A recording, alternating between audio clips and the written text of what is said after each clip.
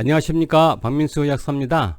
오늘 이 시간에는 통풍에 대하여 알려드리겠습니다.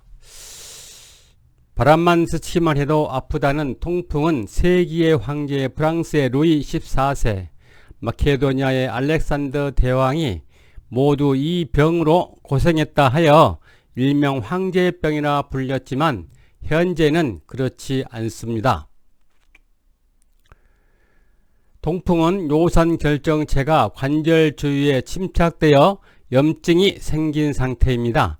정상적으로 요산은 혈액 속에서 원래 액체 상태로 녹아 있는데 그 양이 과하다 축적되면 바늘이나 솔림 모양의 결정체로 변하게 됩니다. 아래 사진처럼 체내 뾰족한 요산 결정이 관절강이라는 관절 사이의 틈으로 들어가면 염증을 일으켜 벌겋게 붓게 되고 요산 결정이 뼈를 꼭꼭 찔러 아주 고통스러운 통증을 유발하는 것이 바로 통풍입니다. 그러니까 서구의학에서는 통풍의 원인을 요산 결정체라고 정의하고 있습니다. 그러면서 요산 결정체가 생기는 원인을 첫 번째는 우리 몸에서 자체적으로 생성되는 경로와 두 번째는 식품으로 생취하는 경우라고 합니다.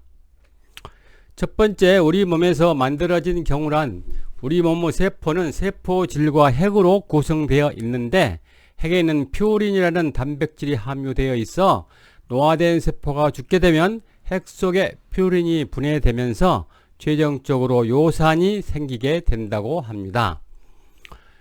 두 번째, 식품으로 섭취하는 경우란 간이나 콩팥 등 동물의 내장이나 생선과 같이 퓨린이 함유된 식품을 섭취하거나 술을 마시면 그것이 분해하면서 요산이 생성된다고 합니다. 그런데 말입니다. 이러한 서구의학의 이론을 곰곰이 생각해 보면 조금 이상한 부분이 있습니다. 첫 번째는 인간은 누구나 똑같은 생적 순환을 하면서 퓨린이 생성될 것이고, 두 번째는 그 많은 사람들이 퓨린이 함유된 동물 내장이나 생선 등을 먹을 텐데 만일 이러한 서구의학의 이론이 맞다면 세상에는 통풍 환자로 넘쳐날 것입니다.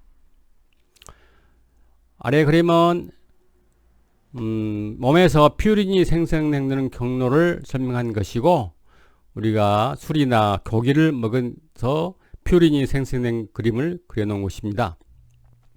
그런데 히포크라테스는 BC 400년 전에 통풍의 원인을 이렇게 이야기했습니다.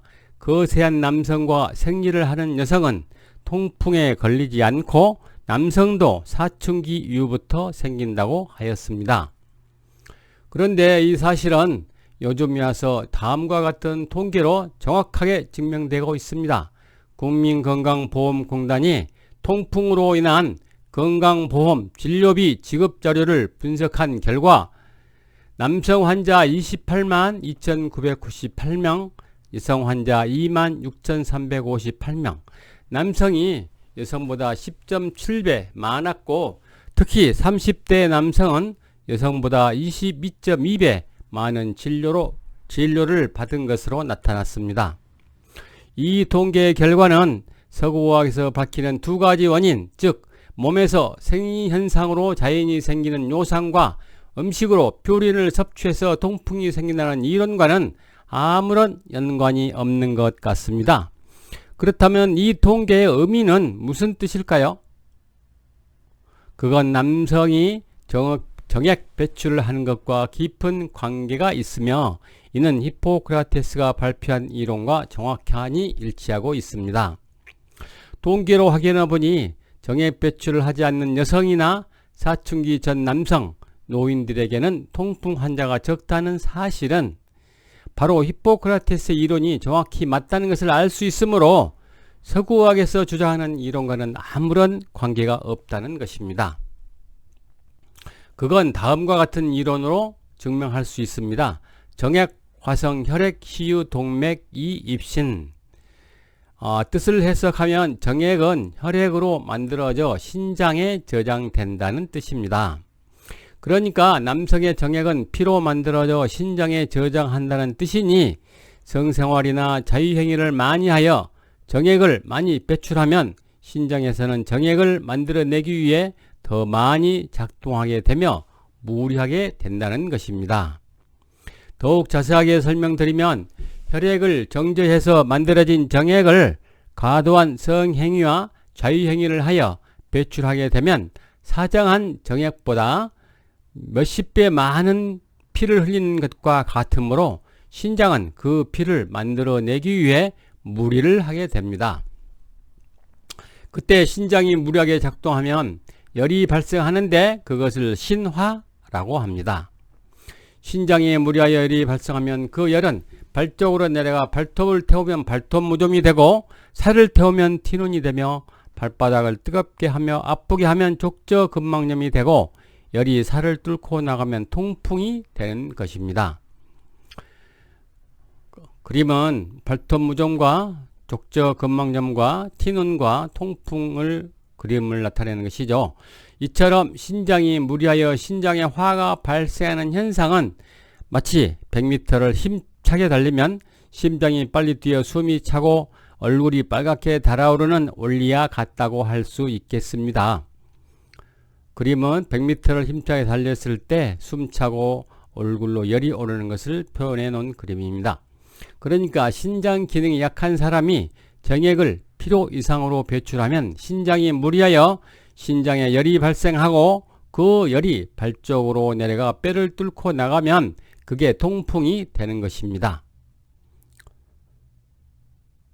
그러므로 정력이 왕성하여 정액 배출을 많이 하는 30 내지 40대 남성에게 통풍이 많이 발생하는 이유가 바로 여기에 있으며, 이러한 사실은 의료보험공단에서 발표한 숫자와 일치하고 히포크라테스가 말하는 이론과도 정확하니 일치하고 있으므로 서구의학이 정의하는 이론, 즉 요산이 통풍의 원인이라고 하는 이론은 맞지 않습니다. 그런데 꼭 정액 배출을 많이 한 것으로만 신장이 무리하여 신장에 열이 생긴 것은 아니고, 다음과 같은 원인으로도 신장에 열이 발생하여 통풍이 발생하는데 그것은 다음과 같습니다. 첫 번째, 당뇨나 고혈압이 20년 이상 되었을 경우입니다. 두 번째, 수술할 때 마취하였을 경우입니다. 세 번째, 출산 후 산후조리를 충분히 못했을 경우입니다. 네 번째, 장기간 스트레스를 받거나 술을 마신 경우입니다. 다섯 번째, 선천적으로 유전일 경우입니다. 여섯 번째, 스테로이드나 진통제를 장기간 복용했을 경우입니다. 이와 같은 원인으로 인해서 생긴 신장의 뜨거운 열이 통풍의 근본 원인이므로 신장의 뜨거운 열을 꺼주면 통풍은 근본적으로 치료가 됩니다. 그러나 서구의학으로는 통풍을 근본적으로 치료를 하지 못하여 약을 오랫동안 먹어야 하는데, 그렇게 되면 신장은 갈수록 더 망가지게 됩니다. 신장이 망가지면 통풍으로만 끝나는 것이 아니고 신화로 인하여 조혈 호르몬 공급이 약해지면 골수에서 연골을 재생하는 작용이 더디되어 무릎, 고관절, 허리에 문제가 발생하거나 나중에 투석을 하게 됩니다. 이러한 사실은 제하통 속신, 즉 배꼽 밑의 통증은 신장에 속한다라는 이론이 적용되어 실제로 통풍 환자가 결국 관절염 환자가 되거나 투석을 하게 되는 예는 수없이 많습니다. 그러한 사례를 한번 보겠습니다. 78세의 양씨 할아버지는 디스크와 무릎 관절 때문에 마음대로 걸어 다닐 수도 없어 고통스럽다고 하셨는데, 양씨 할아버지는 평소 소변을 자주 보는 전립선 비대와 발톱 무좀도 있었고 지금까지 통풍약을 복용하고 있다고 하셨습니다. 이 여러가지 증상은 모두 신장열로 인하여 신장이 뜨거워 생기는 신화 때문입니다. 양씨 할아버지는 신장화로 인하여 신장에 염증이 진행되어 신장 기능이 약해져서 위와 같은 증상이 생겼고, 또 조혈 호르몬 공급이 떨어져 골수에서 연골을 재생하는 작용이 더디되어 무릎과 허리에 문제가 생겼던 것입니다. 그러므로 양씨 할아버지는 신장의 화로 인하여 신장 기능이 떨어져 있었으므로 신장화를 치료하니 통풍이 완전히 좋아져 통풍약을 끊었고, 무릎과 허리의 통증은 물론 발톱 무좀과 전립선 비대 증상도 함께 좋아졌습니다.